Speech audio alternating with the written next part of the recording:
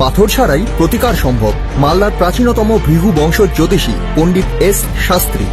দাম্পত্য সমস্যা, বিবাহে বাধা, ব্যবসায় অবনতি, পরীক্ষায় অকৃতকার্যতা, ভাগ্য গণনা, গোষ্ঠী বিচার, ঠিকুচি গোষ্ঠী এবং মৃত্যু ছাড়া সকল সমস্যার সমাধানের জন্য যোগাযোগ করুন জগদম্বা জ্যোতিষ কেন্দ্র, বিবেকানন্দ স্কুলের পাশে, মালদা।